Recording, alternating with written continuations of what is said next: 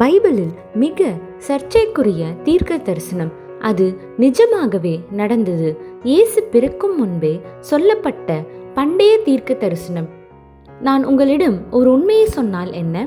இயேசுவை பற்றிய விவரங்கள் மிக துல்லியமாக எழுதப்பட்டுள்ளன. புதிய ஏற்பாட்டில் அல்ல, அவருடைய சீடர்களால் அல்ல, அவர் பிறப்பதற்கு 700 ஆண்டுகள் முன்பே. அதுவும் அந்த தீர்க்க தரிசனம் இவ்வளவு தெளிவாக இருக்கின்றது. இன்றைக்கும் சிலர் அதை மௌனமாக விட்டுவிடுகிறார்கள், படிக்காமல் தவிர்க்கின்றார்கள், மறைக்க முயல்கின்றார்கள். இது சதி அல்ல, இது எசாயா அதிகாரம் 53. கிறிஸ்துவுக்கு முன் 8ஆம் நூற்றாண்டில் தீர்க்கதரிசி எசாயா எழுதிய வார்த்தைகள். அவர் இகழப்பட்டார், மனிதர்களால் விலக்கப்பட்டார், துயரங்களை அனுபவித்தார், வேதனையை அறிந்தவர். நம் குற்றங்களுக்காக அவர் குத்தப்பட்டார், நம் அக்கிரமங்களுக்காக நசுக்கப்பட்டார், அவரது புண்களினால் நமக்கு சுகம் கிடைத்தது. குத்தப்பட்டாரா? நம் பாவங்களுக்காக வேதனைப்படுத்தப்பட்டாரா? இது யாரை பற்றி பேசுகின்றது என்று நமக்கு தெளிவாக தெரிகின்றது.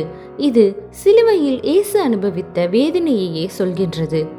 ஆனால் இது அவருக்கு பிறகு எழுதப்பட்டதல்ல, அவர் பிறக்கும் 700 ஆண்டுகள் முன்பே எழுதப்பட்டது.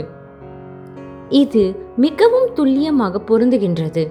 துன்பங்களை சகிக்கவே பிறந்தவர், தம்முடைய மக்களால் தள்ளப்பட்டவர், குற்றஞ்சாட்டப்பட்ட பொழுது மௌனமாக இருந்தவர், குற்றவாளிகளுடன் கொல்லப்பட்டவர், செல்வனின் கல்லறையில் அடக்கம் செய்யப்பட்டவர். ஆனால் அவர் மீண்டும் உயிருடன் எழுந்தார். அவரது ஆவி வேதனைப்பட்ட பின் அவர் வாழ்வின் ஒளியை காண்பார். இது அதிர்ச்சி தரும் ஒரு உண்மை. பல யூத வழிபாடுகளில் எசாயா அதிகாரம் 53 வாசிக்கவே செய்யப்படுவதில்லை. அவர்கள் அதிகாரம் 52 முடித்து நேராக 54க்கு செல்கின்றார்கள். ஏன்? அது மிக தெளிவானதாக இருக்கின்றது, மிகவும் ஆழமான உண்மையை வெளிப்படுத்துகின்றது, மிகவும் சக்தி வாய்ந்ததாக இருக்கின்றது. ஏனெனில் அது ஒரே ஒருவரை மட்டுமே சுட்டி காட்டுகின்றது. அவரது பெயர் இயேசு. இன்று ஆயிரக்கணக்கானோர் எசாயா 53 வாசித்து முதன்முறையாக இயேசுவை புரிந்து கொண்டுள்ளனர். அவர்கள் மதத்தின் காரணமாக அல்ல, அந்த தீர்க்க தரிசனம் அவர்களது கண்களை திறந்தது.